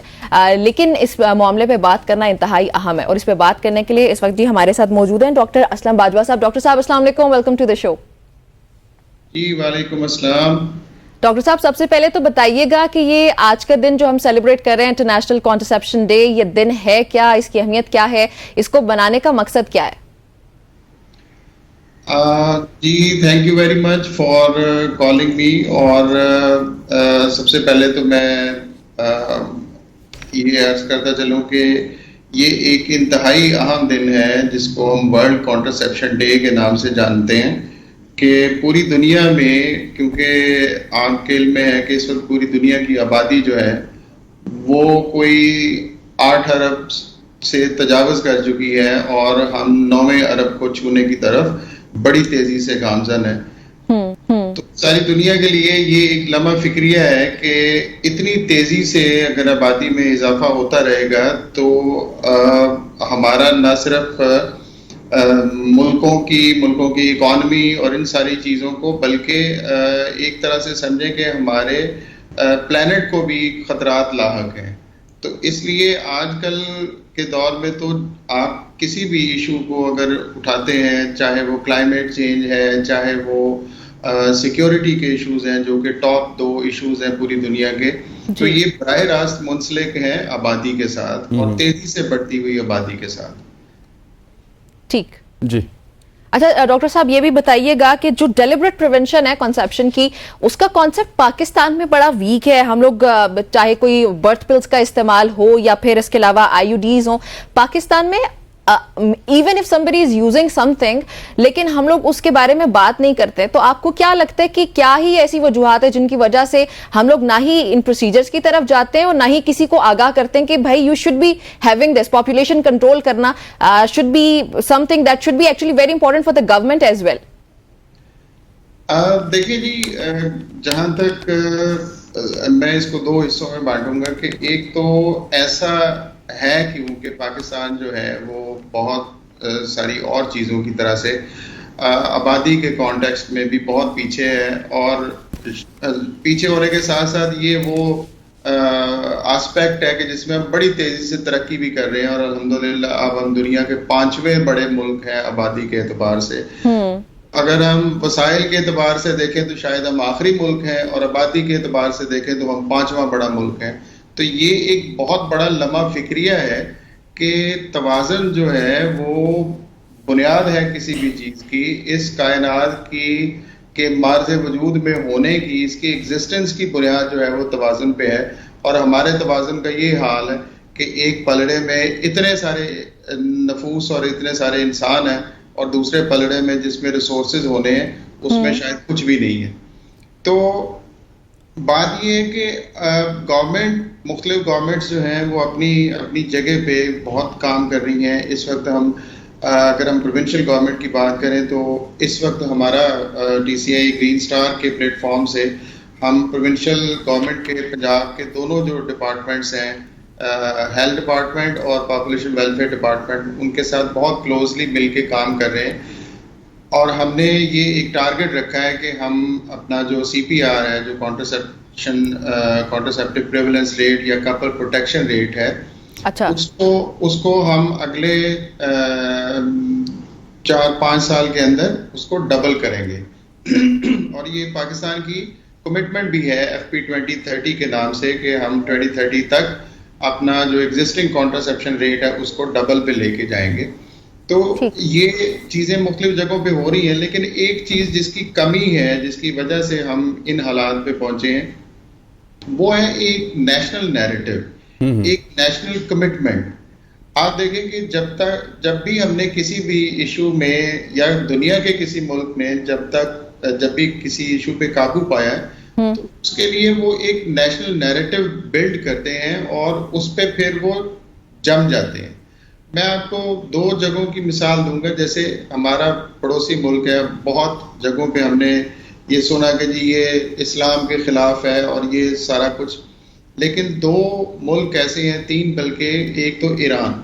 ایران میں انہوں نے ایک کمٹمنٹ کی اور نیشنل لیول پہ انہوں نے اس کو کمٹ کیا کہ ہم اپنے آبادی پہ اپنے وسائل کے مطابق اس کو مینیج کریں گے.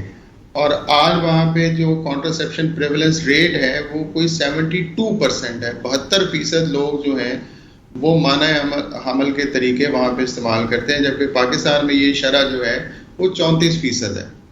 تو اتنی بڑی ڈسکرپنسی ہے. اب اگر آپ دیگر ممالک کی طرف بھی دیکھیں, جیسے انڈونیشیا ہے, بنگلہ دیش ہے, اور ملائیشیا ہے, یہ سارے اسلامی ملک ہیں, لیکن ان میں بہت جو شرح ہے. اچھا ڈاکٹر صاحب مجھے یہ بتائیے گا, آپ نے اس کو ڈبل بھی کرنا ہے, پھر نیریٹو کی آپ بات کر رہے ہیں, تو اس نیریٹو کو کنٹرول کرنے کے لیے کیا کوئی جو اسپیشلی ہمارے دینی مکتبہ فکر سے بہت زیادہ اس طرح کی بات ہوتی ہے, ان کو ساتھ ملا کے عوام کی آگاہی کی طرف آپ کچھ کام کر رہے ہیں؟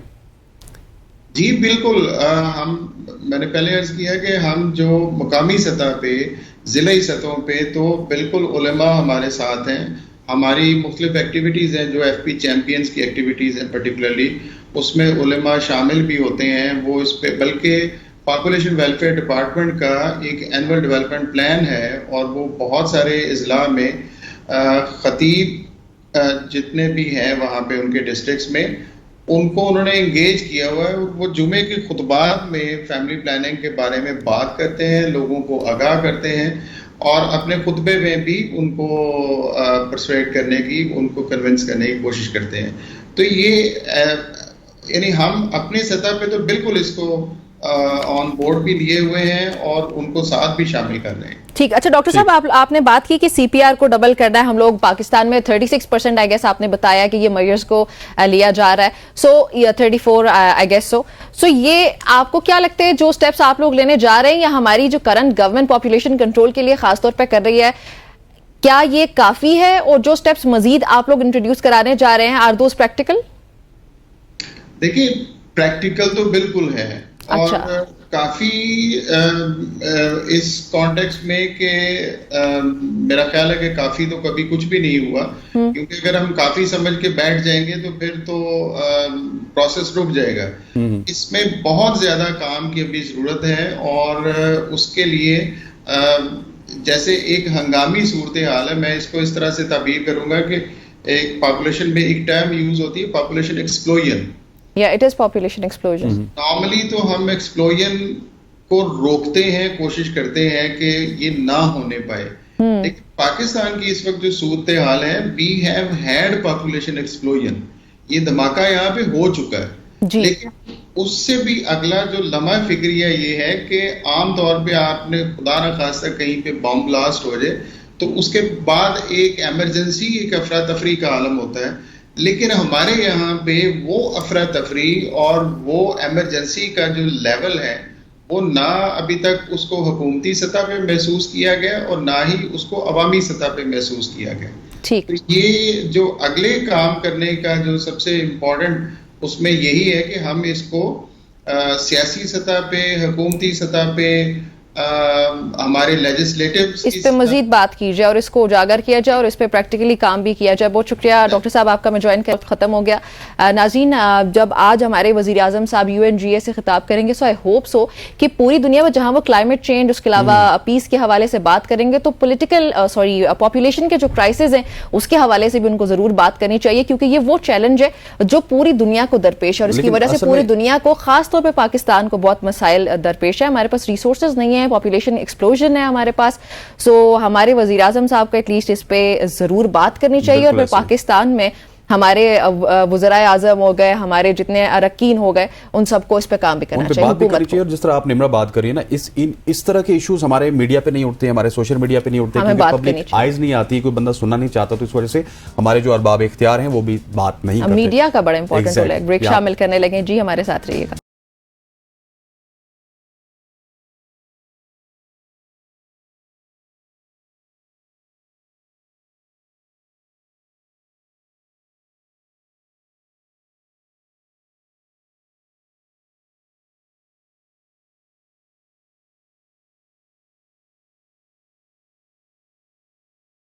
Welcome back everybody. नाज़रीन, मेरा नाम नम्रा तारिक है, मेरे साथ मेरे को एंकर का नाम हसनैन लियाकत है, हमारे चैनल का नाम ABN न्यूज़ है। अब देखें, किसी भी चीज़ की जो पहचान होती है ना, वो नाम होता है। नाम इंसान के तारुफ का जरिया बनता है, इसी के जरिए वो मुखातिब किया जाता है। अगर हमारा नाम ना हो फॉर एग्जाम्पल, तो कोई क्या कहेगा? एक लड़की आके बैठती है सुबह सुबह के टाइम, एक लड़का आके बैठता है, सुबह वाली लड़की या रेड कलर वाला ABN, हाँ सही बात, रेड एंड व्हाइट लोगो वाला। लेकिन देखिए, अब ये नाम ही पहचान होता है, इंसान की मुआशरे में शनाख्त होती है।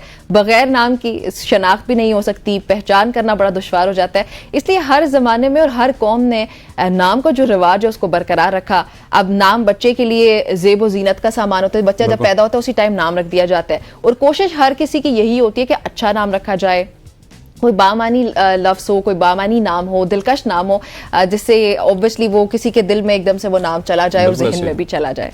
और इसके हवाले से आज हमने सोचा कि नामों के हवाले से बात की जाए, क्योंकि नामों का बड़ा असर है, और बाज़ औक़ात ये जो नाम हैं ये शरीयत को देख के रखे जाते हैं, इस्लाम को देख के रखे जाते हैं, और शरीयत की नज़र में ये मौजू इंतहाई अहमियत का हामिल है, जिसे नज़रअंदाज करने की कोई गुंजाइश नहीं है। एक हदीस में नबी अकरम सल्लल्लाहु अलैहि वसल्लम ने कहा कि अच्छे नाम की फजीलत बयान करते हुए फरमाया, आदमी अपने बच्चों को सबसे पहला तोहफा नाम का देता है, इसलिए बच्चे का नाम अच्छा रखना चाहिए। इसी हवाले से आप हमें कॉल्स पे भी पूछ सकते हैं, हमारे नंबर्स आपके सामने आ जाएंगे। हमारे साथ मौजूद हैं जहांगीर शाह साहब, बड़े ज़बरदस्त बोलते हैं इन तमाम तर इश्यूज़ पे। मुफ्ती साहब, सबसे पहले नामों का जो सिलसिला है, आजकल ये देखा जाता है कि इस्लाम को या शरीयत को नहीं देखा जाता, मैंने जो मुआशरे में देखा है जिद्दत को देखा जाता है, कौन सा नाम बोलने में अच्छा लगेगा, कौन सा नाम सोसाइटी में अच्छा लगेगा, ये क्यों हो रहा है और इसके क्या कोई इम्प्लीकेशंस भी हैं? बिस्मिल्लाहिर्रहमानिर्रहीम। बहुत शुक्रिया आपको और आपके चैनल का। मैं समझता हूँ कि आज का जो ये प्रोग्राम है, हमारा टॉपिक है, बहुत ही अहम टॉपिक है। हम जिस तरह देखते हैं कि माशरे में एक तो लोग इस्लामी नामों से हटकर जो अगयार हैं, जो इस्लाम दुश्मन ताकते हैं, और ऐसे लोग हैं जो उनके फिल्म स्टारों के नाम रखना, इस्लामी नामों से गुरेज करना, और ऐसे नाम रखना जिनका कोई माना ही नहीं है, जहाँ गलत माना है, इस तरह के नाम रखना। फिर हमारे माशरे में जिस तरह नामों को बिगाड़ा जाता है, जिसके हदीस में सख्त ममानत आई है। और तो मैं समझता हूँ कि नाम अच्छा रखना चाहिए, औलाद के हकूक़ में शामिल। आका अलैहिस्सलाम ने फरमाया कि अपनी औलाद के अच्छे नाम रखो और उनके अच्छी जगह पे रखो, अच्छी तरबियत यानी कि करो। मफ़हूम हदीस का यही है। और एक हदीस में ये आता है कि तुम अपने और क़यामत के रोज़ और अपने अबा के नाम से पुकारे जाओगे, यानी अपने और अपने वालिद के नाम से पुकारे जाओगे क़यामत के दिन। अब इसमें एक ख़ास बात ये भी है, आपके इत्तला के लिए अर्ज़ है और नाज़रीन के लिए। बहुत सारे लोग ये कहते हैं कि क़यामत के दिन जो है जो हर शख्स अपने माँ के नाम से पुकारा जाएगा, नहीं, वालिद के नाम से पुकारा जाएगा। अच्छा। और लोग दलील ये देते हैं जनाब हज़रत ईसा अलैहिस्सलाम के क्योंकि वालिद नहीं थे इसलिए ये माँ के नाम से पुकारा जाएगा। बाद लोग कहते हैं नहीं, क्योंकि पर्दा पोशी होगी, फना फना इस तरह के मामला। तो नहीं, हदीस से जो साबित है वो ये है कि वालिद के नाम से पुकारा जाएगा। और अगर ये दलील कोई दे तो फिर तो हज़रत आदम अलैहिस्सलाम के नाम आया ना बाप है, तो आदम अलैहिस्सलाम किस नाम से पुकारा जाएगा? तो लिहाजा आदम या ये जो रिवायत में है कि आका अलैहिस्सलाम का फरमान है कि तुम अपने बाप के नाम से पुकारे जाओगे, बाप के नाम से ही पुकारा जाएगा। बाकी जहाँ तक ये है कि नाम अच्छा रखना चाहिए, ये बाकायदा अहादीस में मौजूद है। बाकायदा अहादीस में इस हवाले से चैप्टर मौजूद हैं कि अब्दुर्रहमान नाम रखना चाहिए, अब्दुल्ला नाम रखना चाहिए। और नबी पाक सल्लल्लाहु अलैहि वसल्लम मेरे आका ने फरमाया कि जिसके 3 बेटे हों और एक बेटे के नाम साथ भी मोहम्मद उसका नाम ना हो, तो वो बाप जहल है। अल्लाह कि जिसने अपनी औलाद की, क्योंकि औलाद का हक है उसकी, यानी घुट्टी देना, अच्छा नाम रखना, अकीका रखना, अकीका करना, 7वें दिन उसका सर के बाल मुंडाना, चांदी के साथ तोलना, ये औलाद के हकूक में शामिल है। उसकी अच्छी तरबियत करना। हुजूर की एक हदीस ये भी है कि उसको 3 चीज़ें सिखाओ, नबी पाक सल्लल्लाहु अलैहि वसल्लम की मोहब्बत, अहले बैत की मोहब्बत और कुरान सिखाओ। तो ये मैं समझता हूँ कि वालिदैन जो हैं ये समझते हैं कि अच्छे कॉलेज, अच्छी यूनिवर्सिटी में और बहुत ज़्यादा महंगे कॉलेजों स्कूलों में जाकर बच्चे का एडमिशन दिलाना सिर्फ ये हक अदा हो गया, बल्कि हक ये है कि तरबियत बहुत ज़रूरी है और उसमें से अच्छा नाम ज़रूरी है। और अगर कोई बंदा ऐसा नाम रख लेता है, पहली बात यह है कि नाम रखने के हवाले से बाकायदा मशवरा करना चाहिए। आप जहाँ रहते हैं, आप करीब वाले जो आपका आलिम दीन है, जिस पर आपको एतबाद है, जाकर नाम रखवाएं। पहले उस नाम का मतलब पूछें कि नाम का मतलब क्या है, फिर आप वो नाम रखवाएं। उसके बाद ये है कि जनाब जब अच्छा नाम होगा और उसके मोहम्मद सल्लल्लाहु अलैहि वसल्लम की निस्बत होगी, और ऐसा नाम ना रखें कि बाद में आप पछताएं, उस नाम के बुरे असरात पड़ें और जिसकी वजह से जनाब बहुत परेशानी का सबब बने।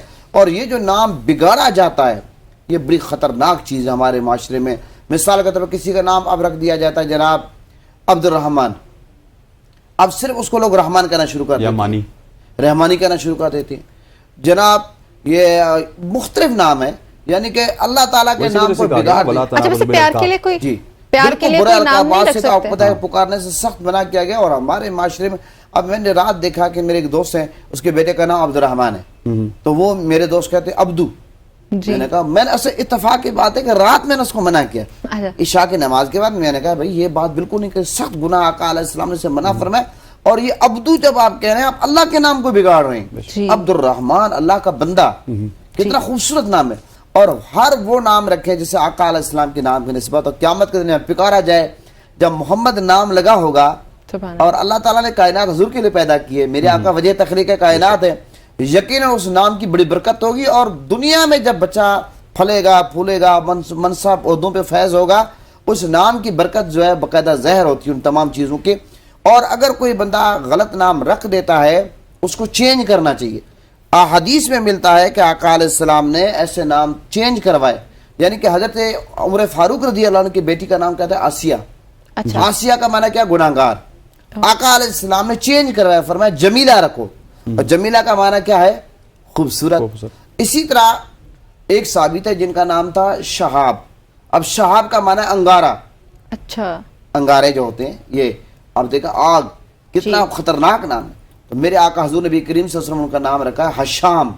حشام کا مطلب کیا؟ سخاوت.